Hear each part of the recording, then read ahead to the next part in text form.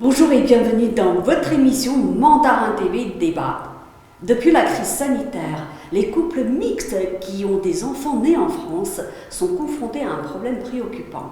Les grands-parents chinois de leurs enfants souffrent de ne pouvoir voir leurs petits-enfants. Comment ces couples vivent-ils concrètement cette situation et quelles en sont les conséquences? On en parle tout de suite avec Bertie Érotique. Bonjour. Bonjour. Merci d'être venu jusqu'à nous. Est-ce que vous pouvez nous décrire votre situation par rapport à votre enfant et aussi par rapport à ses grands-parents chinois? Tout à fait. Eh bien, les grands-parents de mon fils, donc qui a actuellement 9 mois, n'ont jamais pu voir leur petit-fils, ni moi d'ailleurs. On n'a jamais pu se rencontrer. Donc c'est un peu difficile pour eux puisqu'ils sont vraiment dans l'inconnu. C'est compliqué aussi à gérer pour mon conjoint qui doit faire face à la frustration de ses parents qui souhaitent réellement voir leur petit-fils. Votre conjoint est de nationalité chinoise. Exactement. Et vous, étant française, vous ne pouvez pas aller en Chine en ce moment? Non, je ne peux pas aller en Chine en ce moment, d'autant plus que comme notre fils est né en Chine, eh bien, il est également de nationalité. Il est né en France. Il est né en France, voilà. Il est également de nationalité française, donc tous les deux, eh bien, on ne peut pas obtenir de visa actuellement suite à la crise sanitaire. Et cela fait combien de temps ça dure alors? Eh bien, donc avec mon conjoint, on s'est rencontrés en 2019.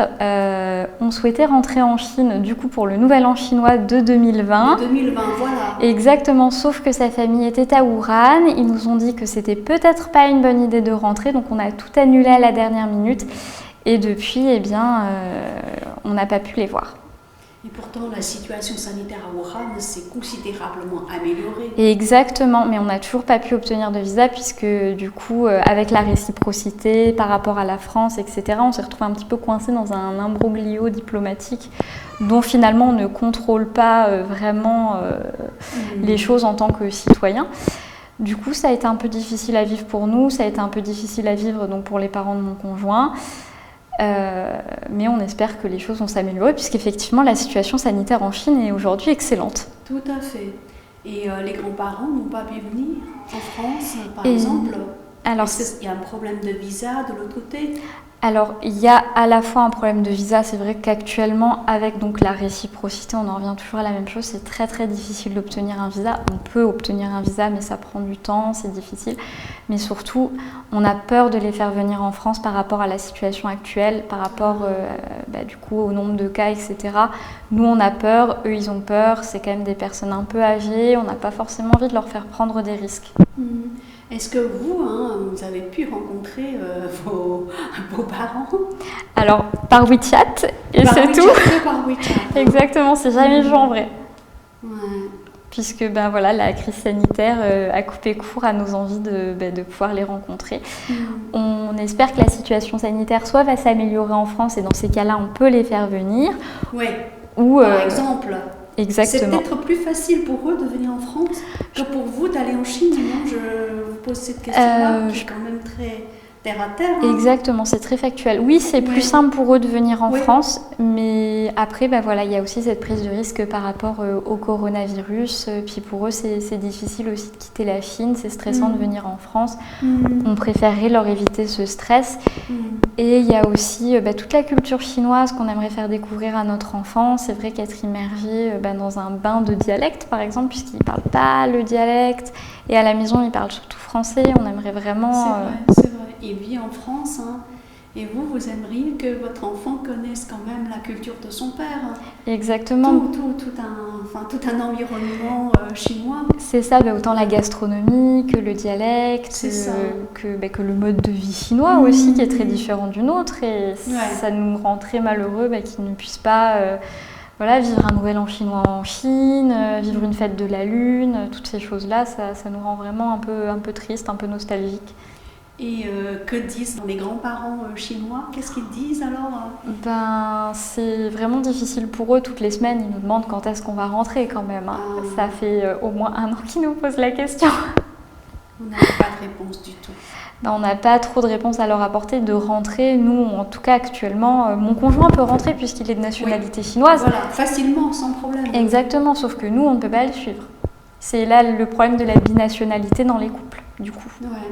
Mais est-ce que votre cas est isolé? Parce que on sait qu'en France, il y a pas mal de couples mixtes. Mais de oui, plus en plus maintenant. exactement. Avec des enfants nés en France. Est-ce que vous connaissez des gens qui sont dans la même situation que vous? Ah oui, j'en connais beaucoup. Alors autant, oui, dans l'association, des gens avec des enfants, on a plus d'une quinzaine de familles déjà. Ouais. Et ensuite, de personnes aussi, il faut penser qu'il y a les Chinois qui se sont fait naturaliser français, qui ne peuvent plus rentrer aussi en Chine. Il faut vraiment penser à eux, c'est une situation difficile aussi. En fait, c'est vraiment une situation difficile à vivre pour les grands-parents aussi. Exactement, c'est plus difficile pour eux que pour nous, bien sûr, parce que en Chine, la relation entre les petits-enfants et les grands-parents, c'est quelque chose de fondateur. C'est de la famille, en fait. Ouais. Exactement, et puis tous les jours, vous voyez d'autres grands-parents jouer avec leurs petits-enfants et vous vous dites, moi je peux pas, je suis privée. Et c'est très difficile pour eux. Puisque leurs voisins. C'est d'autant plus difficile qu'on ne sait pas pendant combien de temps ça va durer. Vous avez une visibilité ou pas? Aucune. Alors je vous avoue qu'on essaie régulièrement d'appeler l'ambassade de France en Chine pour voir s'ils ont des informations à nous donner par rapport à des tractations qui seraient en cours avec le gouvernement chinois. Ouais.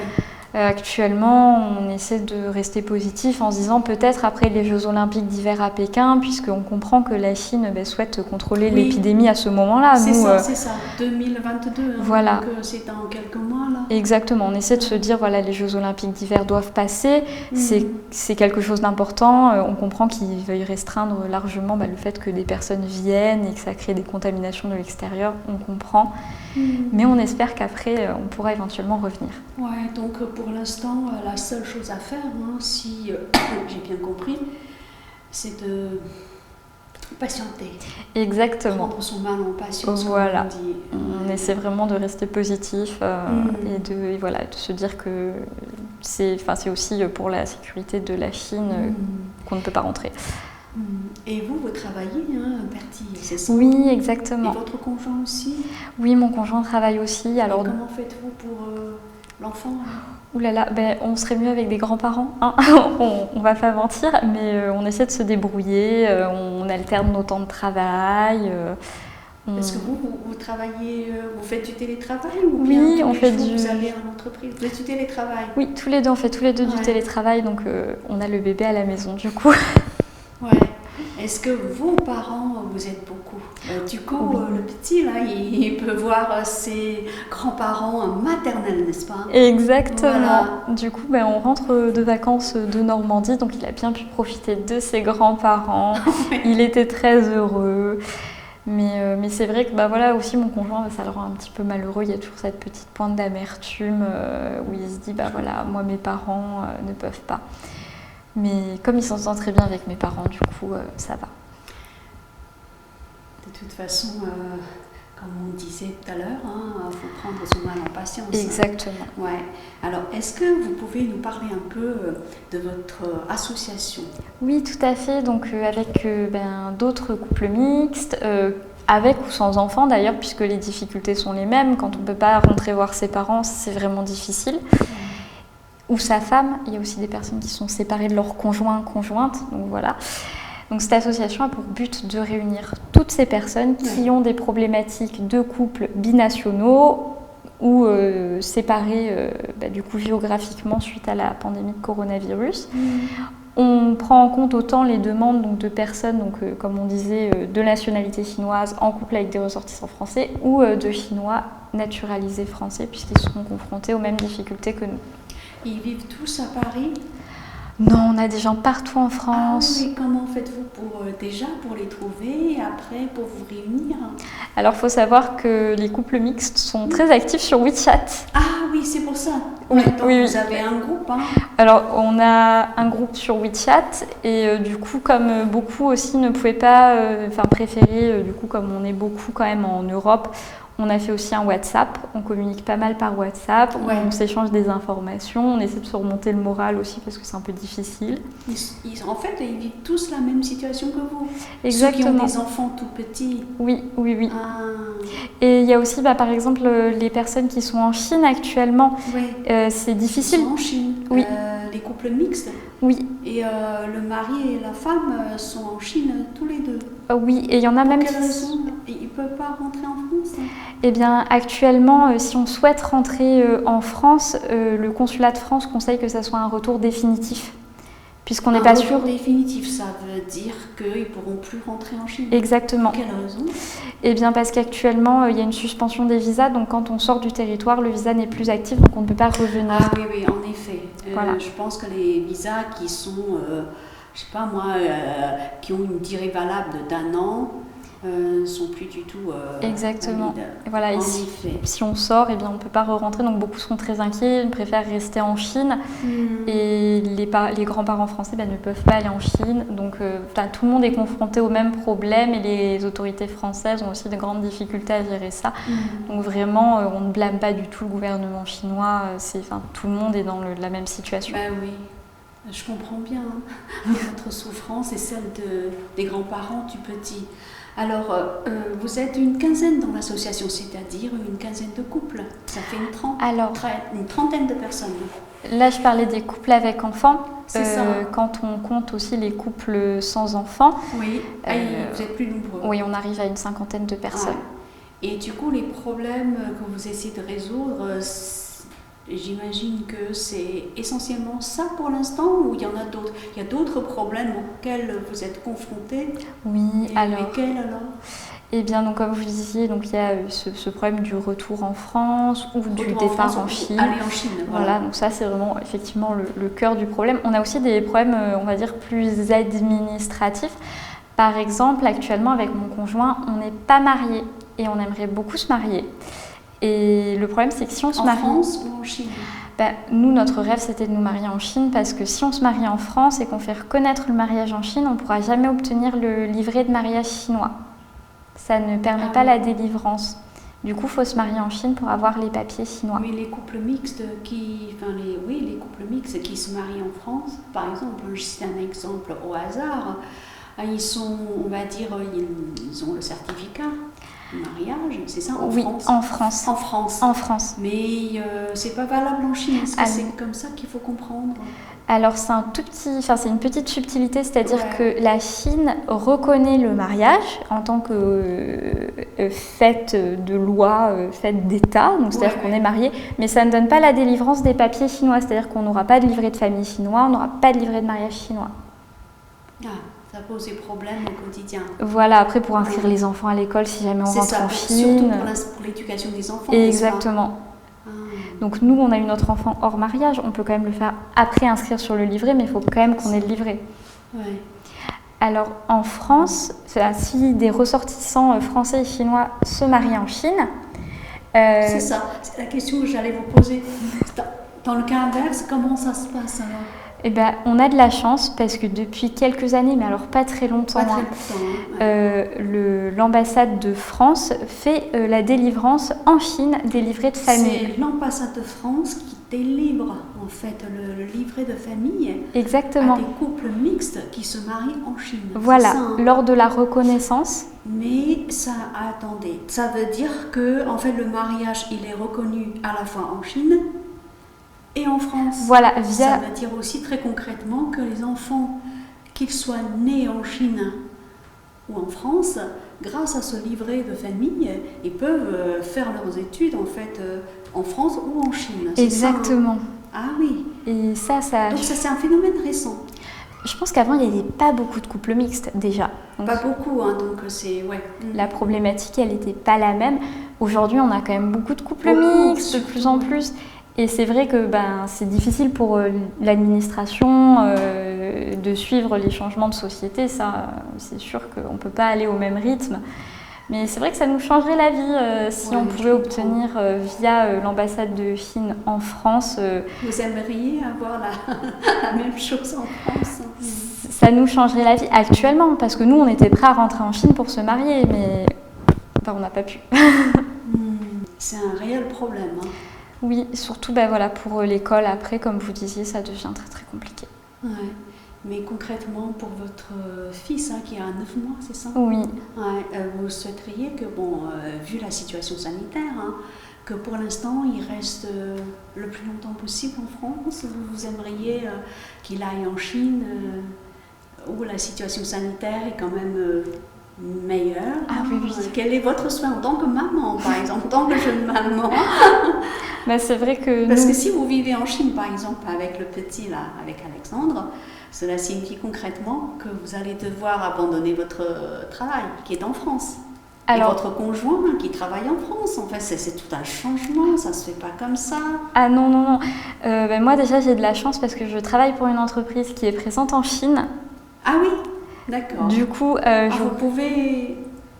J'aurais aucune difficulté. Facilement. Exactement. Et je pense même que ça soulagerait mes patrons que je rentre en Chine d'une certaine manière parce que actuellement ils n'ont plus personne en Chine. Ah.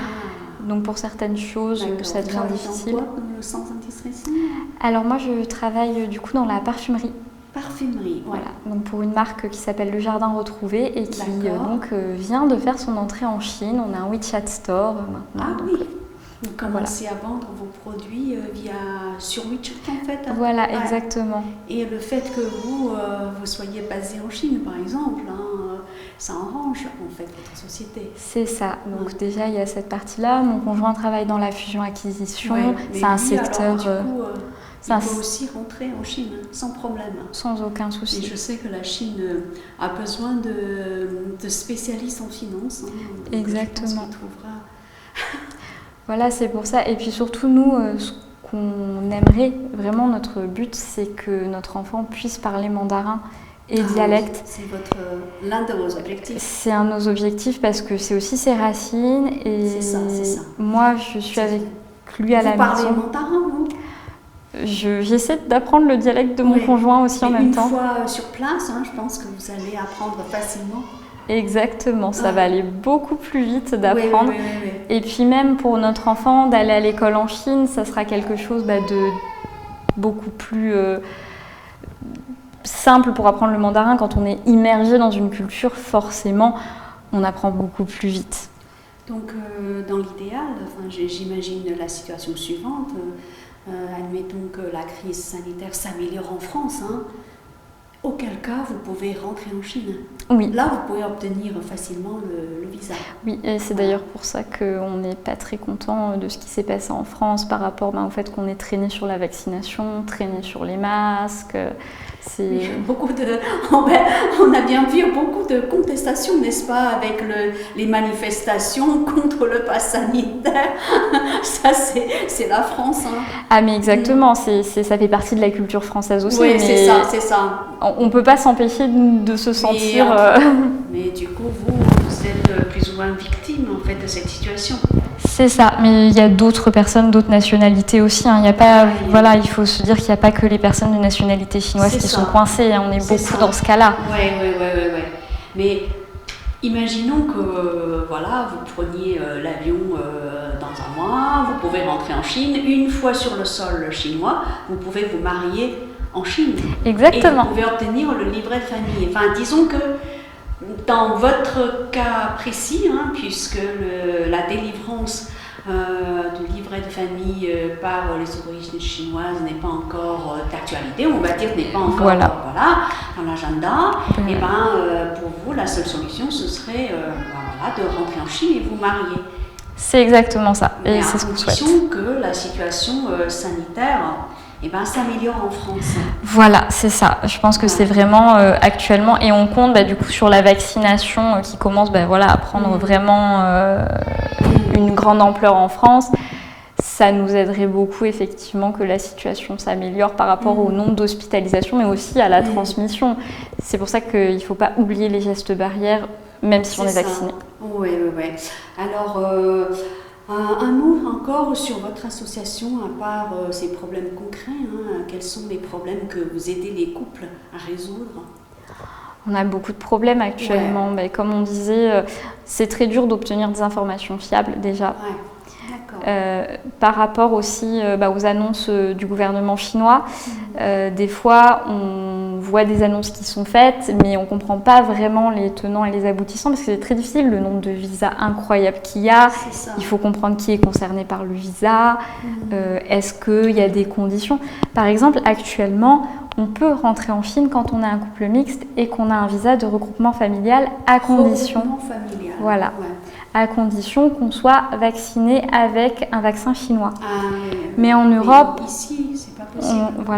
On ne peut pas se faire vacciner. Donc techniquement, on peut rentrer, mais avec ces problèmes liés à la vaccination, eh bien... Oui, j'ai entendu parler de ça. Voilà, donc c'est aussi dire aux gens, attention, voilà, si vous souhaitez rentrer, par exemple, vous pouvez partir en Serbie, vous faire vacciner en Serbie et ensuite rentrer en Chine. Ça, c'est des solutions qu'on peut proposer quand c'est un retour urgent.